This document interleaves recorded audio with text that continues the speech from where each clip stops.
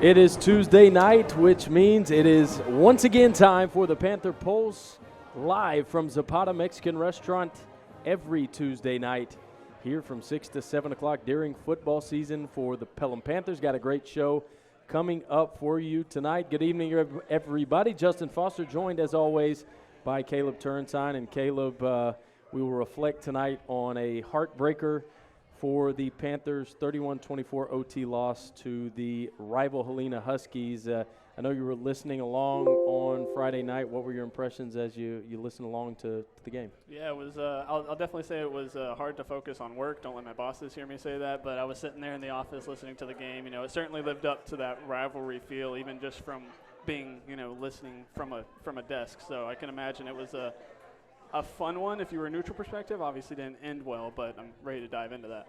Fun ride, but certainly disappointment there at the end. Before we jump into it with Coach, I will give you a preview of tonight's game. We do have football players here to chat about Friday and to talk about the rest of the season. Also joined by PHS Bowling. Jenny Gray is here with a couple of her bowlers to talk about their season, as well as PHS Wrestling. Coach Strickland is here. He's got a couple wrestlers. We will talk all things PHS Wrestling. So stick with us here for the next hour from Zapata. Want to thank our sponsors before we jump in, Zapata Mexican Restaurant, as well as Joseph Chambers, your State Farm insurance agent. Appreciate all they do for Pelham Panther Athletics. Joining us now, Coach Mike Vickery. And Coach, 2 weeks of extremes, the thrill of the Briarwood win, and, what has for me been probably the toughest loss since I've been at Pelham High School, 31-24. Back and forth, it did live up to the rivalry. How'd you feel about the team's overall performance? Well, we're just really proud of our guys for playing really hard and doing what we ask them to do. I've challenged our coaches to try to go back and try to find anything on film where we have a loaf over the last 3 weeks, what we call a loaf, where we just have kids not running to the football, and we have not been able to do that on either side of the football. So kids are playing really hard, and when that happens, good things are going to happen. They don't always happen, but 9 times out of 10, good things happen, and so we're really proud of where we are from an effort standpoint, attitude standpoint, and felt we had a good plan going in, and executed early, just couldn't quite get keep that 2-score lead that you need in those kind of games, especially on the road, to kind of keep the crowd out of it and that kind of thing. And they credit them, man. They battled just as hard, and they played really hard, really tough football as well. And so hats off to those kids too, and that staff at Helena, because I thought it was that's what high school football is about, and two teams who go out and leave it all on the field, and I think both teams did. Now, I do want to ask about this being your first taste of the rivalry. We talked about all those games, leading up to it, felt just as big, but did this one feel different for you on the sideline? Well, it was a great atmosphere. I mean, it was a great crowd, great atmosphere. It was loud. The kids had fun with it. I think the build up to the game, those are fun. Right down the road, and you can see it in the kids at school, pep rallies, and all the things that they're wanting to do, and so that's great. That's what it's all about, but I thought it was a great night, great weather, great night for high school football, and I think whether you're on the winning side or losing side, it was good entertainment for everyone that was there. Offensively, really unstoppable all night outside of penalties, and that's what, we will talk about that later on. But, talk about the offense and what was the game plan going in, and how were we so effective moving the ball? Well, we talked over and over, with offensively, we knew going in, we were still having to tweak some things and kind of having to find ourselves. And the last couple of weeks, you're kind of seeing what our offense is kind of morphing into, Clayton Main's done a nice job getting the ball out. He was, very accurate early, had great protection up front early, and kids made plays. We got to run the ball a little bit better. Still haven't really established a run game, but going in, we knew our matchup, we were better on the outside than we were inside from a run standpoint. So, we were able to get them into some situations where they're having to adjust their personnel a little bit, and we were able to kind of take advantage of that. So really proud of those guys, Clayton and the wideouts. I thought it was the best our offensive line has played so far this year, and so continued growth is what we're looking for. So we talked last week about trying to prepare for a Helena offense, whether it was Jordan Washington, whether it was going to look how it was without Jordan Washington, and it feels like it was completely different than maybe either of those options. What did you see from that, and how difficult was that to play against? Well, I think that was really kind of classic what Helena has been. I mean, they kind of went back to their roots a little bit the last couple of years. Again, my background personally is a lot of what Helena does offensively, and some of their gap scheme, buck sweep, counter stuff that they run. And so over the years we've watched that, kind of gotten some ideas from them and vice versa. And you know, we I think they really went back to that. You know, played a lot into their boundary. You saw them do some different things as far as how they were. Running the clock. They were snapping the ball late in the play clock, and trying to limit possessions there. And I thought it was a good plan. And they were able to keep moving the chains early on and keep our offense on the sideline. I think we had one possession. We started a second possession in the first quarter, but one full possession in the first quarter. So, it's hard to score when you don't have the ball, and they did a nice job of keeping it. And our defense Ben didn't give up. Gave up one big play. Didn't give up the big play. We just got to get off the field a little bit sooner. What's your message to your defense when a team is just continuously moving the chains? 3 yards in a cloud of dust. A.J. Horsted had a great night for them. But what is your message to keep the defense in, to keep kind of chipping away to get that stop? Well, they just got to kind of you battle. You try to get them behind the chains, and that's the biggest thing when you get into games like that. You got to get a negative play somewhere. And early on we weren't able to do that. Later on in the second half we were able to get them in some long yards, get them behind, off schedule and behind. So they had to kind of change what they were doing a little bit. You're just trying to look at, as coaches, you're trying to look for ways in which to try to get that negative play. So to try to get them back out of what they're being effective in doing. So the kids never blinked, man. They kept playing, and eventually we started making a few plays to get them off the field. And on offense, when you're balancing, especially early on, you jump out to that lead. You talked about trying to hold on to that 2-score lead. How do you balance it between trying to keep that offense, momentum going, and also, I guess, maybe trying to slow the game down like they did if you want to try to hold on to the lead, limit their possessions? Yeah, it's a good point, and we talked about it. Our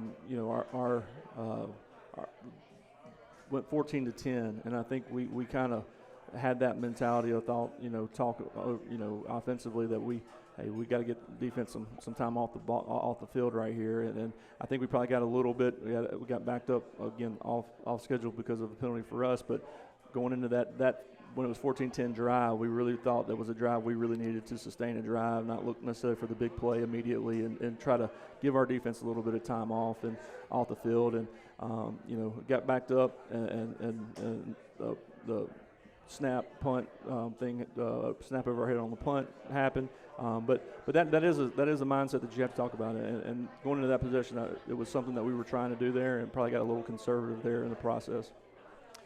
Emotions seem to run high in this one. Big time rivalry, crowds into it. How do you think emotions impacted the play, and maybe some of what we did see from the penalties? I don't think much at all. I really don't. I don't think any of the I don't think the penalties that were called were really a product of over aggression, or it was hard football plays, and I thought our kids really handled the pressure pretty good. I don't think we didn't make very many uncharacteristic mistakes. When you go back and watch it, I thought they handled their emotions pretty good, and probably better than me at times. But I don't think that was a big factor in it. I thought that our kids they like big games. They play well in big games, and kind of embrace that. And while we're on penalties, I think obviously the two that stand out. I still call them the bush push, the assisting, whatever you want to call it. When was the last time you saw that called, especially in a high school game? Well, the rules in college and the NFL have changed on that since the USC, and in high school it's they allow you pushing piles, and you can't pull. You can push, you can't pull, and that's at every level pretty much. And in football now, I'll say we ran our quarterback sneak. We've ran it the same way for about 8 years, and have never had it called. So that was the first time in 8 years of running it the exact same way. So that you don't see it called very much, and we had it called 2 times in consecutive drives. sure haven't seen that before. So, you know, but it's teaching moments for our kids. You know, we gotta, you can't control that, and that's the message to them. We got to control what you can control, and go play the next play. And we had opportunities. We had opportunities to get the ball in the end zone, you know, outside of that one play, and it came up a little short. And Well, it's certainly difficult to, I guess, blame any of the kids for a penalty like that when that's a football play. I feel like, you know, it's hard to. Well, I mean, there's no one to blame, and we teach it. I mean, that's the way we teach that, and have, like, again, for 8 years. So they're doing exactly what they're taught to do. So you know, that's what we ask them to do, and we did it 3 other times in the game. So the exact same way. So you know, they did what they're coached, and we'll go do it again this week.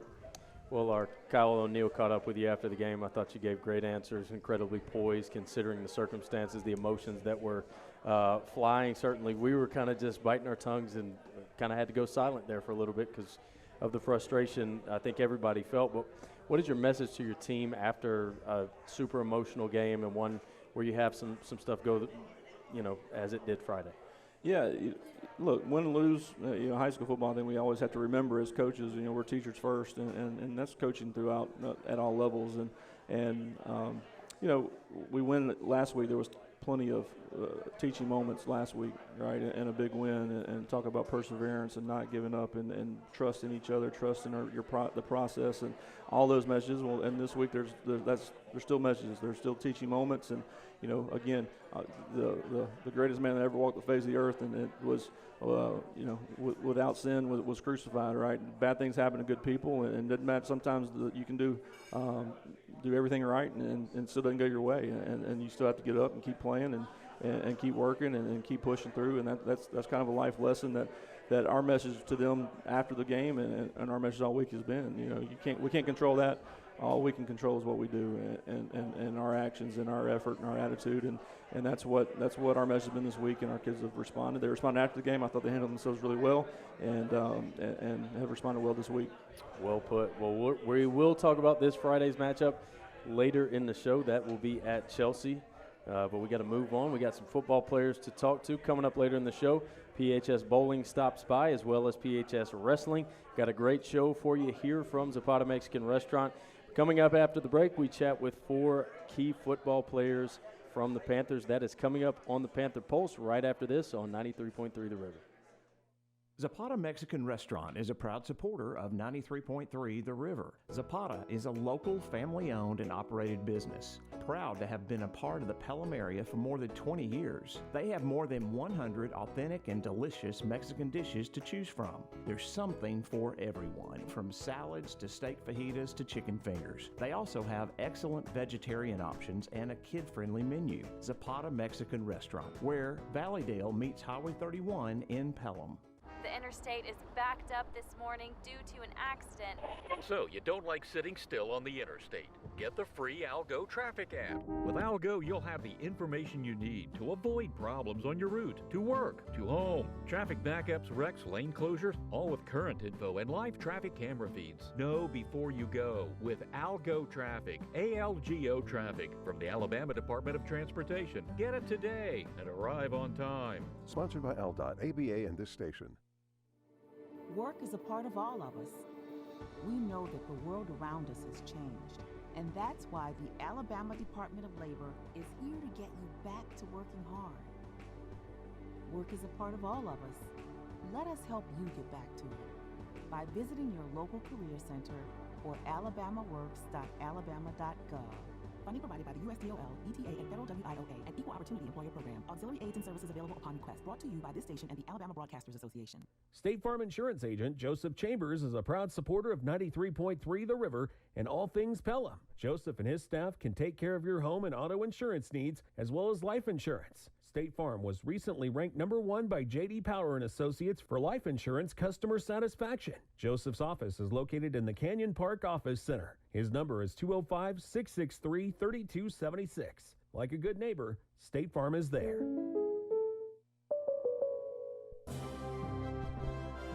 Back here from Zapata Mexican Restaurant, it is the Panther Pulse every Tuesday night on 93.3 The River. During football season, back with 4 key players from the Pelham Panthers.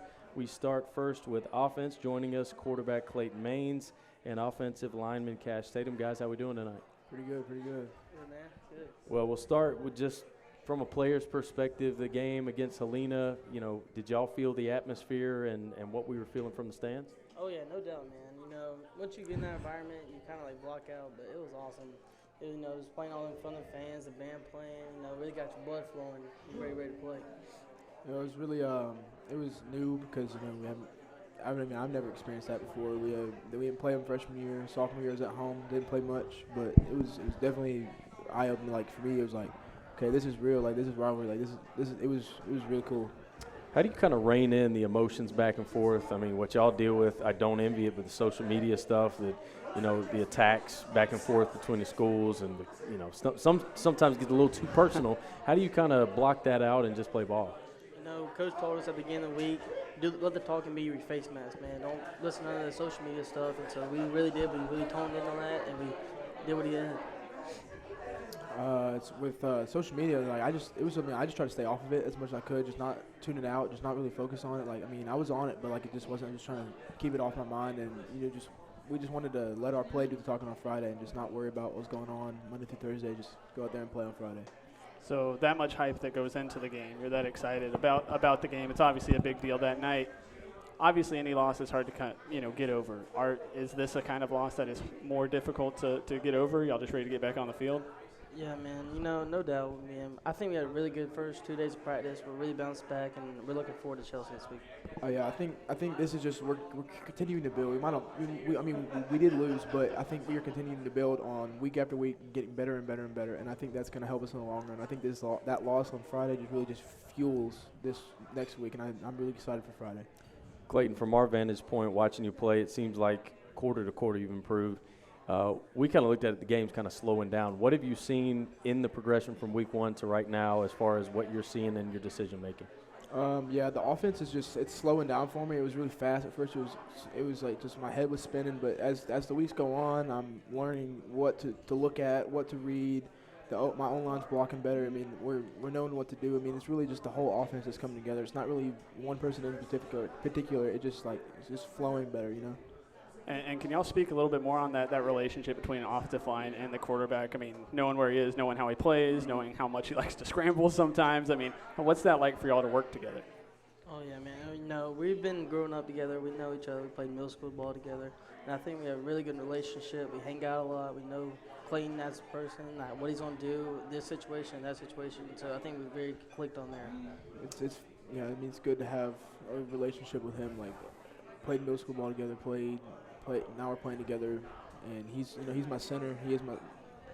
To have that relationship with him is like if he messes up, I'm gonna be like, okay, Cash, got to go. But if I mess up, I'm gonna be like, that was my fault. It's really good to have a relationship with him and all the other alumni. The passing game seems to continue to gain steam and click week to week. Running game still some work to do. What do you guys kind of focus on to right the ship there and get more physical running football? We try to run first, really honing in on that in practice, man. We run a lot of run plays in practice because we got to get better. We haven't had the best start with, but I think our best is yet to come. We're going to get there. So what Chelsea coming up, this is one, it's been in the region in the past. They're up to 7A. What does this rivalry still mean? There's been some crazy games the past couple of years with Chelsea. Oh yeah, Chelsea. It means a lot. They're an old rival. It's not a region game. It never hasn't been a region game since I've been in high school. But it's really big to get this one. I think it's gonna fuel a run to start late in the season and push for playoffs. And I think that we get this one, and you're really gonna see stuff start to pick up. And I think I'm really excited for it. I guess you guys don't remember. There was a Chelsea game. I think it was my first year, which was like, wow, that was like 5 years ago. Y'all were, barely in middle school, but it was back and forth classic. Go ahead, Cash. Man, I think this game is all about confidence, getting our confidence back under us and go win out and win the region championship and have a good spot in the playoffs, man. Is there something to playing a 7A team that maybe motivates y'all a little bit more? Oh, no doubt, man. Always playing a bigger school, and trying to get that confidence level. It's really important to us. Sitting at 1-3, it does feel like we're improving. Does that weigh on y'all, or are y'all able to kind of see the big picture and say, hey, we're improving, we're still making some winning plays, even though we haven't come out on top in a few of these games. It does weigh on me a little bit, but I know that like we got a first-year head coach. I mean, you're always going to see a little bit of a step back, and I think as we keep going, like it's getting better, and I feel like we're right on the cusp of just like getting there. And I think as soon as we can't stop now because we gotta get over the hump. But I think it keeps getting better, and I think that's really helping us. Yeah, I think because we lost like 11 points or something like that total, so I think we've been in every single ball game. We fixed some things out, a handful of plays, and we're looking at 4-0, and I think so we fix that and we can win out. Absolutely. Well, let's talk to some of these defensive guys over here hanging in the wings. We got Bishop Rella. We have Will Felton, linebackers for the Panthers. Guys, how we doing tonight? Doing good. Well, I do want to get y'all's perspective from a defensive side. Very physical game.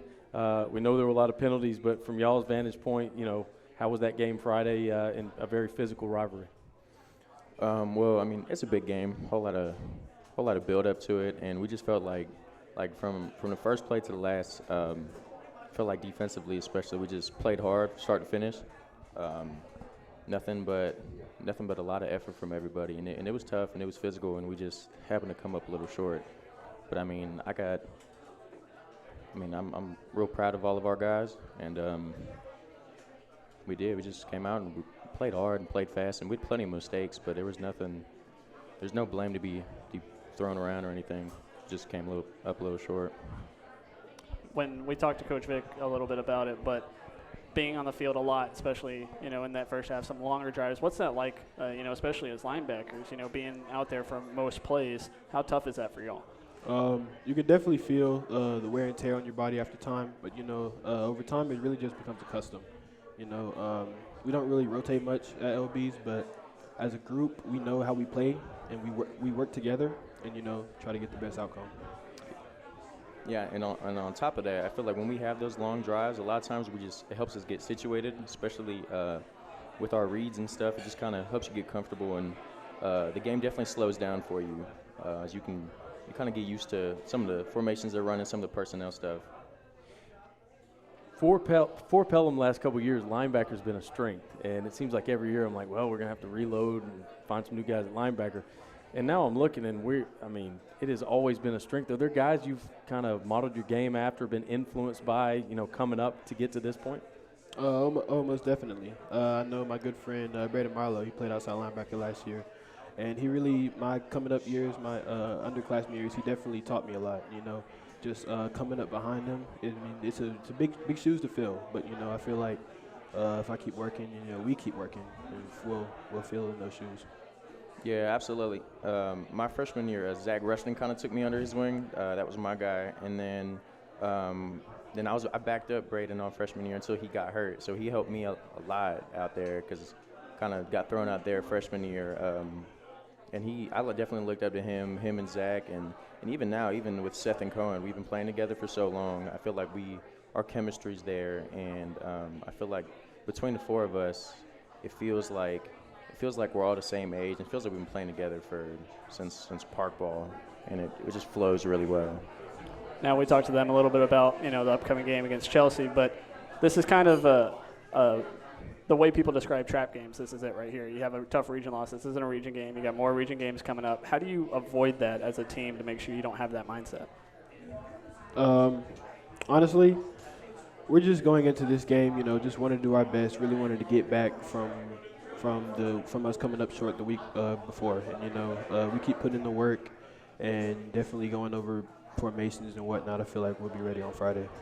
Yeah, I feel like our focus as a team is really good right now, and I think that being 1-3 really is it's frustrating for a lot of us, especially when you really look at it. We're just probably like 4 or 5 or 6 plays away from being undefeated. And I think that there's that underdog mentality that we have as a team right now is going to really, really help us in this week and in the upcoming weeks. But I feel like we are focused on just being 1-0 from now to the end of the season. Do y'all kind of feed off any sort of doubters or, people say, 1-3 Pelham that may have written us off who hadn't watched the product on the field and say, hey, we're right there in every game? Easily could be 4-0 right now. Not at all. We try our hardest to block out any haters, anything like that, and really just keep our foot on the grindstone. Just keep working and keep getting better day after day after day, and leading up till Friday night games. Yeah, absolutely. We know how good we are. We know how good we're gonna be. Really, I think among the locker room, we're all in the same state that we absolutely should be undefeated, but we're not, and that's just how it is. And I think we're just kind of going from there. Do you guys feel, I know you're not in that senior role yet, but do you feel like, a leadership role for this team and maybe the young guys, Coach Vick in his first year, have you felt, kind of that desire to step up and be a vocal leader to these younger guys? Well, most definitely. Us coming in as starters this year, definitely there's a lot of pressure, but, we keep working and like we get a lot of leadership with Seth and Cohen and whatnot from the linebacker standpoint. But I feel like definitely, yeah. Yeah, absolutely. I feel like, especially with a lot of the guys that we've been playing with all together for a while. So it really does feel like everybody is the same age. There's not really a lot of seniority or anything like that. It's just kind of like whoever steps up, steps up. And I feel like as a whole, especially as a defense, there's a lot of unity, and it feels like there really is just kind of like one heartbeat among the defense. Well, great stuff, guys. We're looking forward to Friday and getting back after it against Chelsea. I want to thank Clayton, Will, Bishop, and Cash for joining us. When we come back, we are going to talk bowling. Coach Jenny Gray is with us with several of her bowlers. That is coming up from Zapata right after this. You are listening to the Panther Pulse on 93.3 The River. You can now do more without it costing you more. Alabama's attractions have come together to offer the all-in-one ticket that downloads to your mobile device. No matter how many attractions listed on the ticket you see during the time span you bought, your price stays the same. Pick the right ticket option that best fits your schedule, and then enjoy more attractions without spending more. All-in-one tickets for different areas of Alabama are available at alabama.travel and other places where online tickets are sold. Brought to you by Alabama Tourism Department, the ABA, and this station. State Farm Insurance Agent Joseph Chambers is a proud supporter of 93.3 The River and all things Pelham. Joseph and his staff can take care of your home and auto insurance needs as well as life insurance. State Farm was recently ranked #1 by J.D. Power and Associates for life insurance customer satisfaction. Joseph's office is located in the Canyon Park Office Center. His number is 205-663-3276. Like a good neighbor, State Farm is there. Work is a part of all of us. Working drives us to push beyond what we thought was imaginable and allows us to come together again for the things that really matter. That's why the Alabama Department of Labor and the Alabama Career Center system is here to help you discover bigger opportunities than ever before. Visit your local career center or alabamaworks.alabama.gov. Funding provided by the USDOL, PTA, and Federal WIOA, and Equal Opportunity Employer Program. Auxiliary aids and services available upon request. Brought to you by this station and the Alabama Broadcasters Association. The Army National Guard is committed to keeping the country safe and our communities secure. Composed of hundreds of thousands of citizen soldiers from all walks of life, the Guard is always ready to respond to local or national emergencies. We protect the homeland. We're always there when called upon, and in every state and territory, we stand guard for our communities. To learn more, log on to nationalguard.com. Sponsored by the Alabama Army National Guard. Aired by the Alabama Broadcasters Association and this station. Back here at Zapata Mexican Restaurant, the Panther Pulse marches on. Great show already, and only going to get better now with Jenny Gray and PHS Bowling with us. How you doing, Coach Gray? Man, I'm doing great. It's a great day to be a Panther, and we're just rolling with rolling with things in the bowling alley. Absolutely. Got the puns already. We're rocking and rolling. Well, we'll start with kind of just what is kind of the newest sport for PHS. I know we got esports that's, we're trying to get that thing going. But, how about that? Bowling, there's some challenges there. What kind of challenges do you have promoting for bowling? I think the biggest thing is that hesitation when people say, I'm not good at it. I just bowl at a birthday party. I've never really been a serious bowler before. And the thing is, we're open for everybody. Come on, it's amazing what you can learn. It's amazing. And we've learned, and if yes, you can be successful with a rental bowling ball, but at the same time, if you get your own equipment, it's amazing how your game improves. Like I got to brag on Curran, how his game's improved over the past couple of years, getting the equipment and learn a little bit more about the spins and doing a little bit more with the ball. So it's just getting people to trust themselves and just go for it. And what's that like, as from a coaching perspective, the difference between a first-year player and getting them in and getting them improved to the second-year players and third-year players, where you're like actually maybe a little bit more hard on them, trying to get them to improve? Well, that's it. Is we're building the program, and so it's kind of one of those this year. We're looking to be competitive. Each year, they're getting more and more competitive. We're making some of those established programs a little more nervous. We're taking a few more rounds from them, and so it's really been great to see them. That gets them hunger. They're hungry for it. They're fighting for it, and they're going out to learn more. And I got to brag, we got John Gotham is on our staff at the school, and he's got some experience bowling in the high school time, and he brings a lot of knowledge there to help the kids develop their skills. So do you practice in the bat cave? Oh, don't you know? I got to do it, Tim. I get. He doesn't like it's golf. I got but to it's not. Yeah, I put up the signal when I need him. I'm like, here you go. He's embraced it, I will say. But what kind of atmosphere do you have at a bowling match? Do you get crowds out? I mean, is there fan support, or is it kind of just the teams, cheering each other on? Yes, there's fan support, and it is great. It's a lot of families, but we're getting more and more fans, getting more friends coming out. Look, I'm telling you, you've heard about dance moms, you've heard about softball moms. Come on now, you got to watch out for the bowling moms. It's a real thing, And so they got signs. My favorite is there are some parents out there, because it does get crowded, and you've got it's limited seating, obviously, to see it. We got some. They have fashioned a bag chair on top of a ladder. We don't mess around. We got to see our kid bowl. So we got some neat fans out there. Innovation. We don't even have that many fans. That's fine. So how much of it helps with having your own home bowling alley? I mean, obviously not a lot of schools can do that. You're right down here to Oak Mountain. Oh, that's huge. It's huge for convenience, and the bowling alley is fabulous with the partnership they give. Because they're, with their other leagues, their adult leagues on top of the youth leagues that they have, they really do a great job of reaching out and making it available for the kids to practice. And it's amazing being right here in our backyard. We love it. And we're the site in the past for the state tournament. So this is where, postseason play is done. So we know the lanes. Do you ever get any recruiting done there? You just show up and find some kids who might want to play? Well, you got to be careful, Yeah. But, I'm kind of limited, but yes. Get them to do it for That's you. right. That's right. Well, let's talk to some players now. Curran Bradley's with us, and Curran, I talked to you a little bit about this earlier in the week about how you kind of got to the bowling team. Could you tell us a little bit about what made you take up bowling? I was playing basketball at the time in 7th grade, and I had a very bad ankle injury in tryouts, and my mom found an opening on the bowling team, and she signed me up, and I went to tryouts, and I'm on the team now. Yeah. More than on the team, you're representing on the radio, man. That's right. So, how's your game improved since you started? Well, when I started, I wasn't very good, but after playing for 2 seasons, my skill has gone up a lot, and my average score has gone up over 50 in the past 2 years. Oh, wow. Yeah, he's done a fabulous job, and that's the thing is he's coming in his 3rd year on varsity, and he's a 9th grader. And that's what's great is having this freshman that he's got 2 years of experience behind him, and he's definitely been a leader in his group. So do you have yourself a score set for this year that you're trying to reach? I'm trying to reach over 200 this season. I just try to keep it out of the, I might need the bumpers still, to be honest with you. He's improving by 50. I'll take a 50. It's fine. It's fine. So at the high school level, what is a great score? I mean, what are those, championship level scores?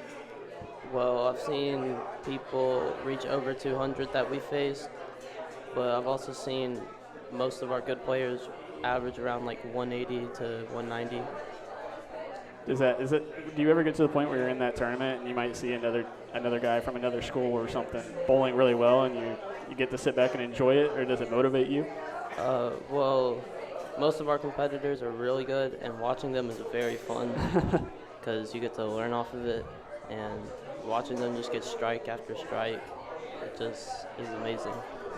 So you're in 9th grade. You can kind of plan this out. You got 4 years to work on it. What kind of goals do you have? You want to continue throughout high school? I mean, where do you want to go with this? I do want to do bowling all throughout high school, and I plan on winning a state championship one day. That is my main goal. I'd love to hear it. I love it.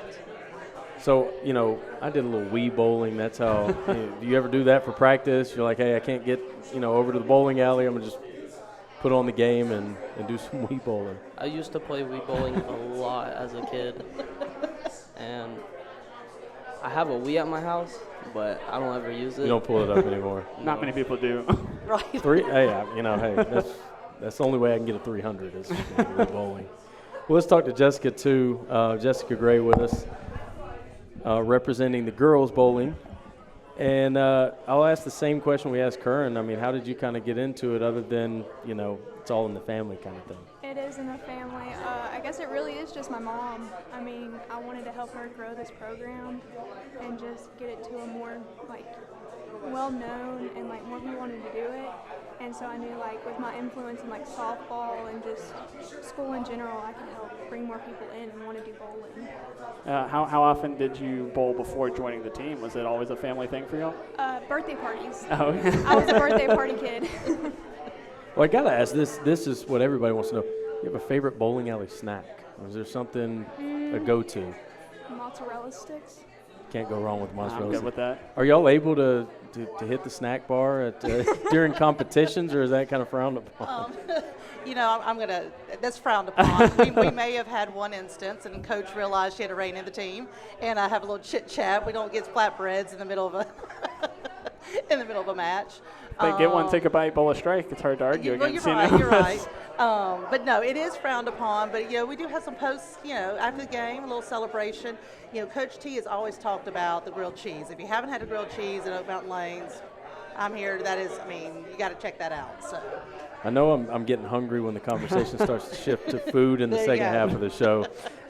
When does the season start? How can people come out and support? Well, we have tryouts coming up October 4th. Tryouts will be October 4th and 6th. For those students that are interested, I've got information outside of my classroom, B215. And we're looking forward to just having some eager kids ready to come out and, again, help to just further the program. Our matches will start at the end of October. Our season actually goes end of October into January. So by October 4th, we're starting things off. So, Jessica, what's your pitch to the other students? Go on and get them excited to come out and try out. I would just say, I know bowling may sound boring, but we make it fun. I mean, we're not here, we're serious, but we still want to have fun, and it's just coming out and having a good time and just trying your best. You don't have to be the greatest. Well, guys, thanks for joining us tonight. And October 4th. October 4th. Coming up. Get your form. Come on and grow the team. That's right. PHS Bowling, Coach Gray, Curran, Jessica, thanks for stopping by.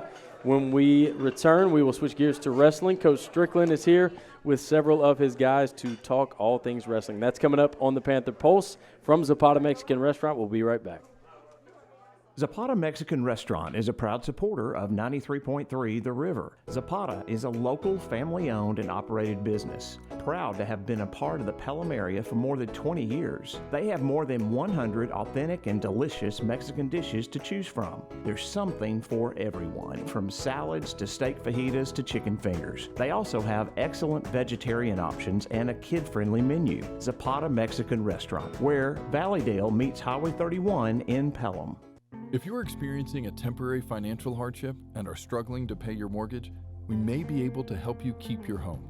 Hardest Hit Alabama is a federally funded foreclosure prevention program. If you qualify, Hardest Hit Alabama can pay your mortgage payments on your behalf or provide other forms of assistance. We've helped thousands of Alabama homeowners, and we may be able to help you. Visit hardesthitalabama.com to learn more. Brought to you by Hardest Hit Alabama, the Alabama Broadcasters Association, and this station. Coach Nick Saban. Helping children is very important to Miss Terry and me. As parents, it saddens us to know that there are more than 5,000 children in foster care in Alabama. These children need loving, nurturing families to care for them. We ask you to join the team and become champions for children by opening your heart, opening your home, and becoming a foster or adoptive parent. For more information, call 1-866-4AL-KIDS. Sponsored by the Alabama Department of Human Resources, Alabama Broadcasters Association, and this station. Back at Zapata Mexican Restaurant, it's the Panther Pulse. As we move along, PHS Wrestling joining us. We got Coach Bill Strickland, Coach Adam Lewis with us. We'll talk to two of their guys here shortly. Coaches, how we doing tonight, guys? Good, man. Hey, doing pretty good. Great to have you with us. And, how are things shaping up so far? We're still in kind of the recruiting stage, getting guys in. How's the team shaping up? Yeah, we are actually the biggest, as far as numbers-wise, we've ever been in my 5 years here. We got about 35 guys on the roster right now.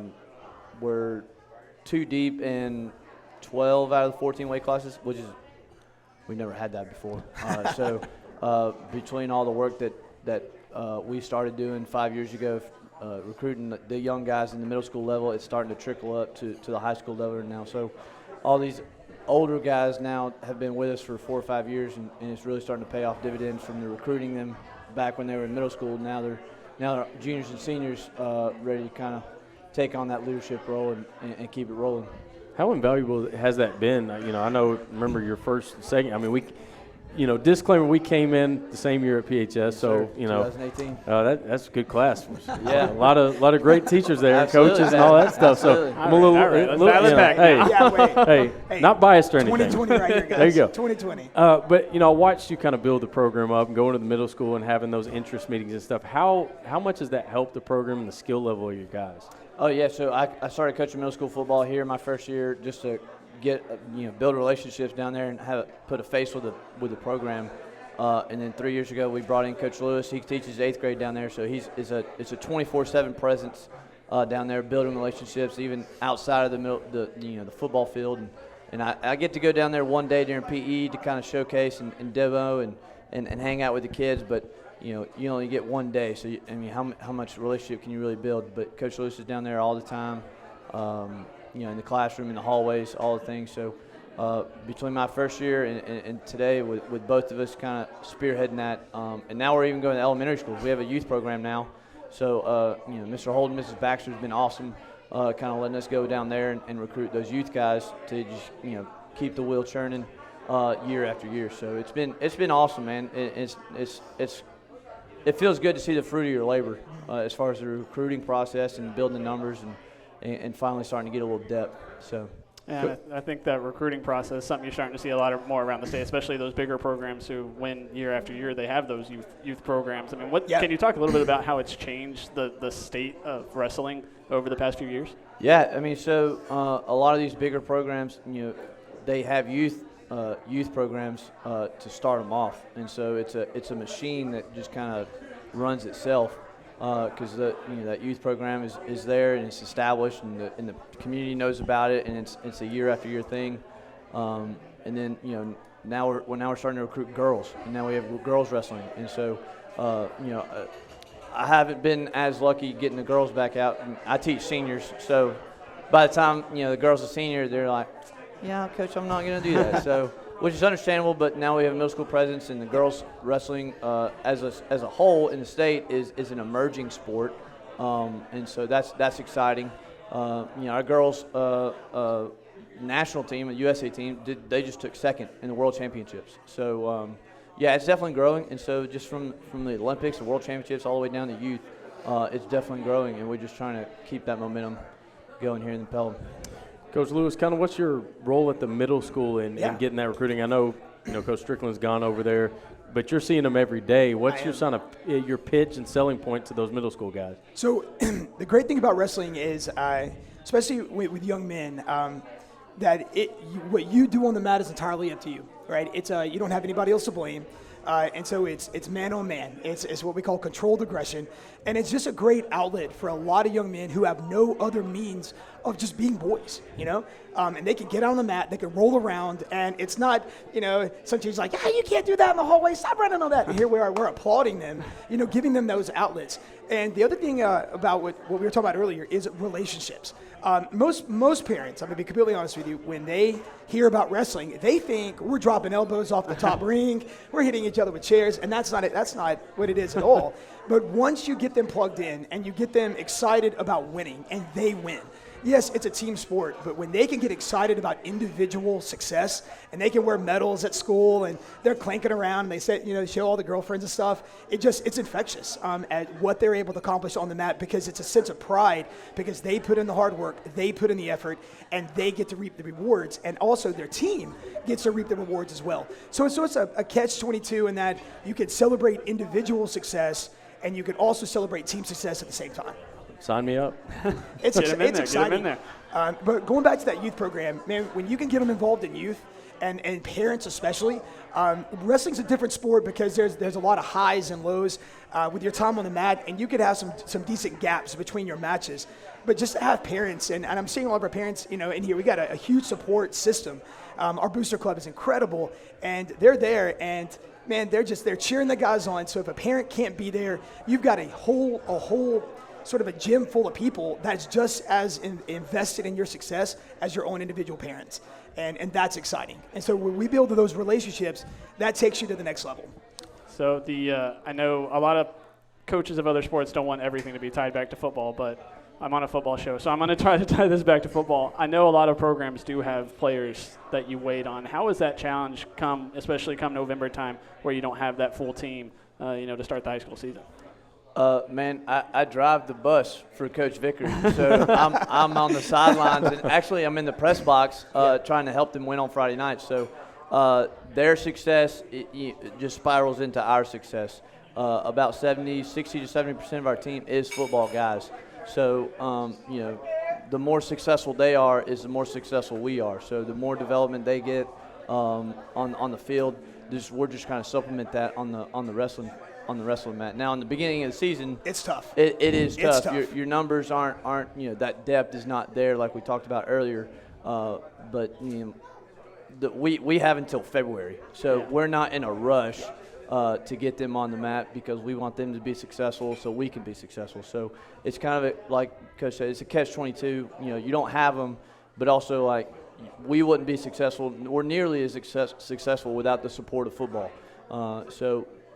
We're both on side, like Coach Lewis and I are both on the sidelines in the press box, cheering them on. Because when football is doing well, wrestling's going to do well too.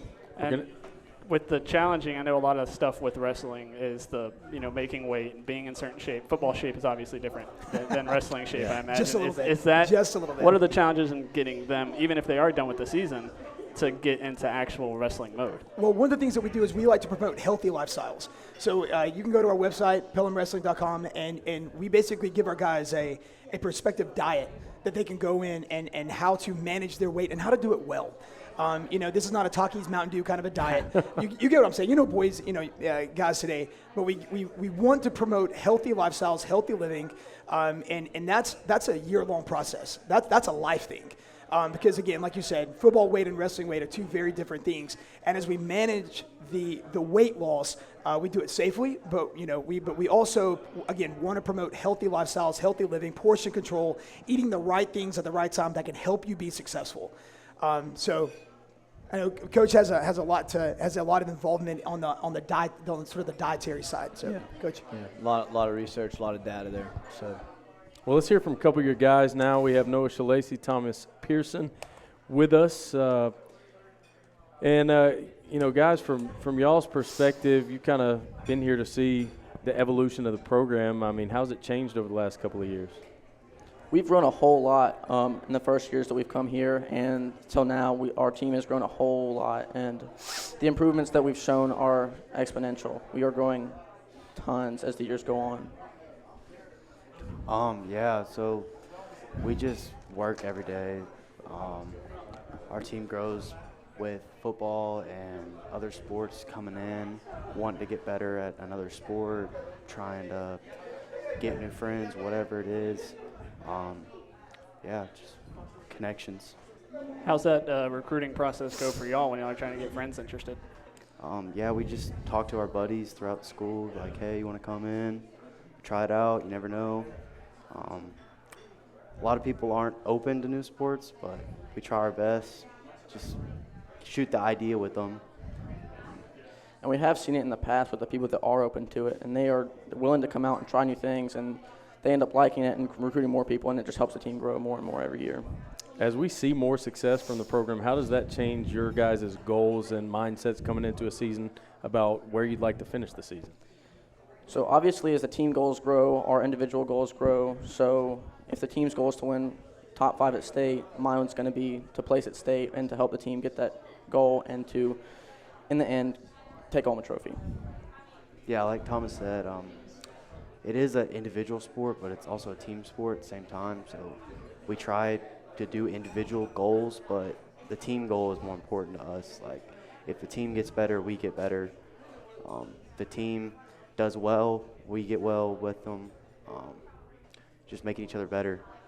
I know the coaches mentioned about it's just you out there on the mat, but I know a team atmosphere and environment. I've been down there, covering matches before, and when a team's really behind the wrestler, it's obviously more fun, more motivating. What's that like for y'all as a team?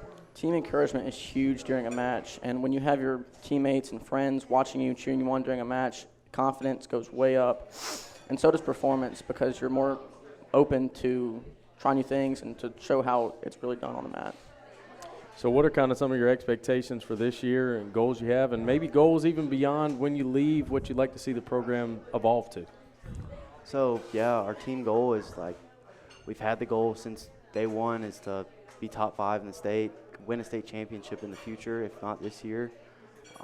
Our personal goals, we improve those every year, state placers, state champs. But the team goal is to get top 5.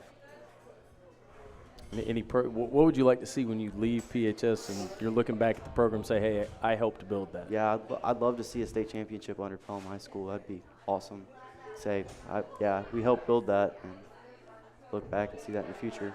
Absolutely. Well, guys, thanks for joining us. And what would you say to anybody, on the fence want to come and join you guys? Yeah, just come out, try it. You never know. Yeah, be open to new things. Try something new.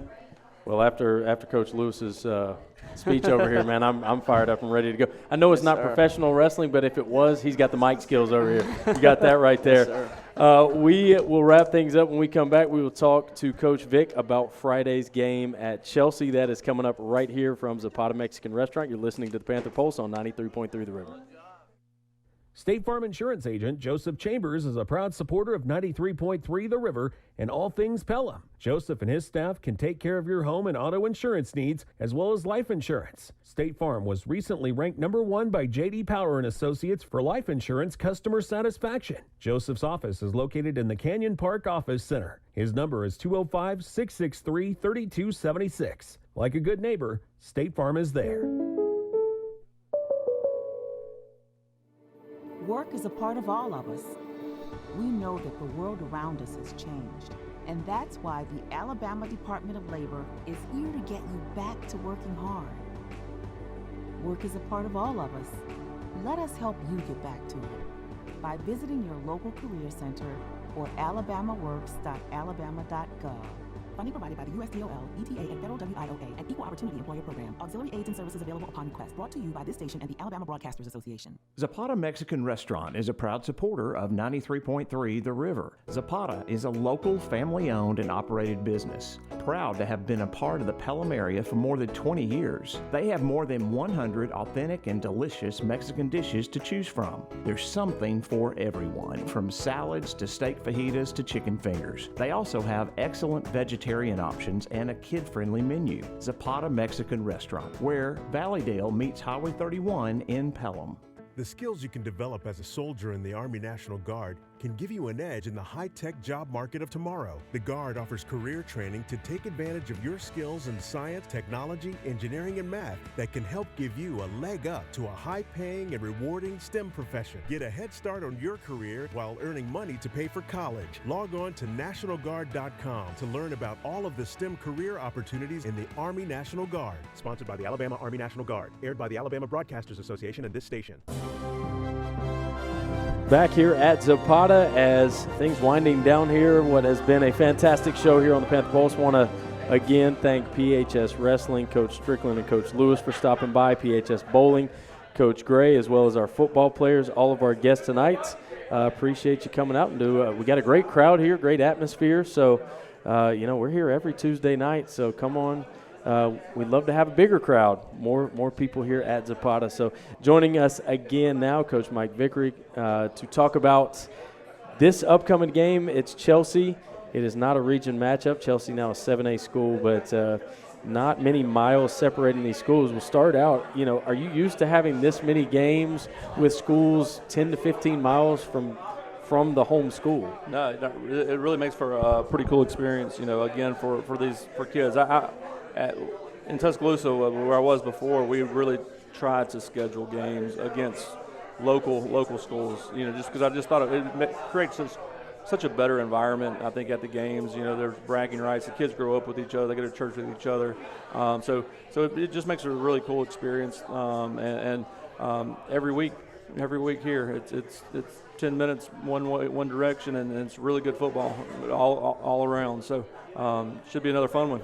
And I think this is the furthest drive of the year, which is saying something, right? Thus far, we still got a trip to Clanton, but that's still like 25 minutes down the road.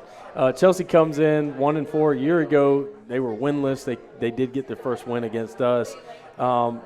Is there any aspect of having to say, hey guys, don't let the record deceive you at all? I don't think so, not at all. I mean, for us, we're just going to work every day. I mean, we can't look. We're obviously not going to look past anyone. We got to get on the winning side of things, make those plays at the end of games. We've been there and had opportunities in all 4 games and came up a little short in 3 of them. So all focus right now is on us and trying to get. Get better each week, and I think I don't think there will be any letdown with our guys. Our guys really love playing the game of football. They love playing with each other, and they've done a really nice job of blocking out all the other noise and just going to work. And I know you talked about before, you don't look at necessarily other scores, but does it help that this is a 1-4 team and their win is against somebody that you already lost to? Well, yeah, and when you really watch their game outside of Thompson, which. It is what it is, but outside of Thompson, they've been, they really had a chance. Should have went for 2 to beat Tuscaloosa County, and the Oak Mountain one was a huge win. They're playing really good football, and they're playing probably, I haven't, watched them year in and year out, but according to our coaches, probably the best football, most confident football that they played in a long time. So, they're going to come in running back who is really talented and a young quarterback who's playing really well, and they really moved the ball. I was very impressed offensively last week against Thompson. They went right down the field in the opening possession, and they ended up settling for a field goal, but they had about a 10-11 play drive against Thompson to open up the game, and really the whole first half really moved the ball efficiently. You mentioned a running back, but scheme-wise and identity-wise, what kind of team does Chelsea have? I think really similar. I mean, from a scheme offensively to us. I mean, they're a little bit of everything, spread, gap scheme stuff, and defensively, the kids play hard every play, and they battle Oak Mountain. Oak Mountain is a good football team, and they went toe to toe, and not only went toe to toe, but really dominated the game at times against Oak Mountain, and again really had an opportunity to put Tuscaloosa County away as well. So they give a ton of effort, and very, very similar to us. And our work is cut out for us to go out and put a 4-quarter game together, and that's something we haven't done yet. I think it's obvious that their offense has improved this year, but they do have 3 games where they were held to just the 1 touchdown, 1 field goal, I guess, last week. But is there something you can see from those games where they didn't have offense success that you can try to pull from for y'all's defense? Well, yes and no. I think when they struggled offensively, it was early. They're really different than when they played Helena down in Montgomery, and their identity really changed when they kind of running back started having success, and so they're running everything through him, and he's a really good player. So we're not going to change what we do defensively. We're going to coach them up. We have the best defensive coaching staff in the state of Alabama, and Craig Hall and those guys, and they'll have a great plan for them. But we're going to do what we do and go out and play really tough football. I couldn't believe I looked down. I said they're 1-4. We seriously about halfway done with this season, and yes, we are. So as we're not quite there game-wise, but as we near that halfway point, where have you kind of seen the most improvement, and what areas for our team are you kind of looking to continue to turn the corner and focus on? Yeah, and we are halfway, and this is a non-region game, obviously, but it really has this does have an impact on our playoff picture going forward. In our region, it's so much parity that there probably will be some type of tie, and one of the tiebreakers in a three-way tie becomes your record against non-region opponents. So the Chelsea game, it does have an impact there in the playoffs, and that's something we're selling our kids on. And what we challenge our kids with is again. Kind of broken record is just the improvement part, and I think just overall, just the understanding of the in-game things, the things that we really I thought struggled with early on with Jo, it being a game one, where just signal. I mean, there's things that they haven't done a whole lot of in the past. Just you take for granted sometimes as a coach that everyone's going to understand what you mean when you do this and that, and that just the in-game stuff that we've really improved on each week is probably been the biggest thing. We have some really talented players. Darius Copeland, those guys are really talented football players. I put him up against anyone in this area and in the state of Alabama as far as a playmaker, and just being able to understand how to get the ball in the vicinity of some of those guys and allowing those guys to make plays offensively, and then defensively just continuing to try to make people drive the football. In high school football, we believe that if you make people drive it,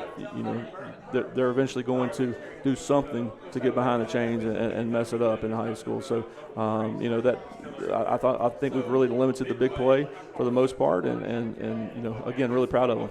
And when you're talking about all that, keeping your guys focused, I asked them if it could be a trap game earlier. They had some pretty good answers. I feel like you probably appreciated that after what you just said. Yeah, and I don't think it's they're not coached up on it. I mean that's just something that it didn't matter if we win the game last week or bid 4-0. I mean, these kids and our coaches do a great job of just saying, hey man, like, it's Monday. This is what we do on Monday. We don't worry about the significance of the game on the Friday. It's all about this Monday morning. Our film. We have someone speaks every week about character building and different things every Monday morning at 7, and our kids come in with that mindset that hey, it's time for us to get better, not only as a football player but as a kid, and as young men. So we're proud of that, and we're going to go play, and if.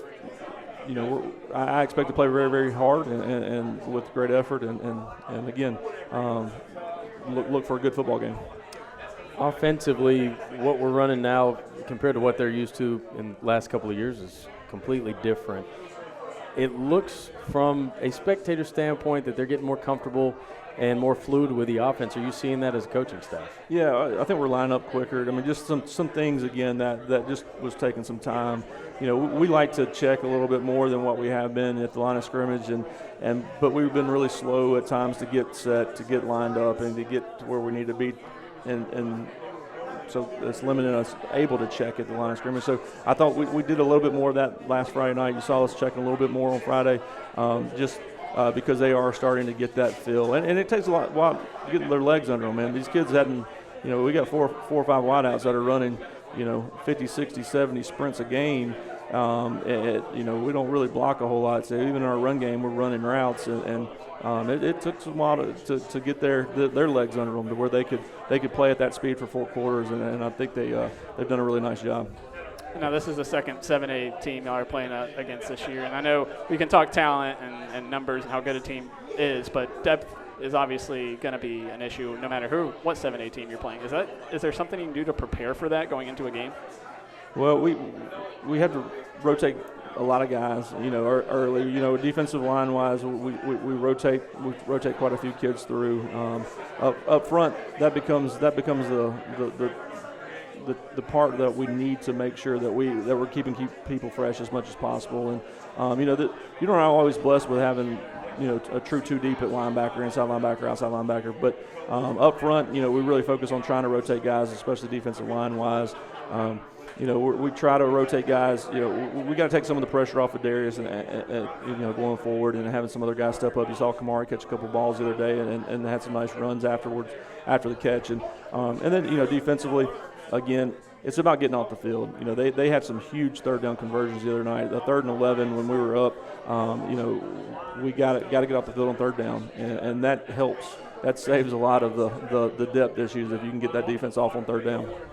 Well, looking forward to it, Coach. Again, you can listen to that one right here on 93.3 The River this Friday night, 7 p.m. Pelham Panthers at Chelsea. Coach, as always, thank you. You know you got volleyball to get to.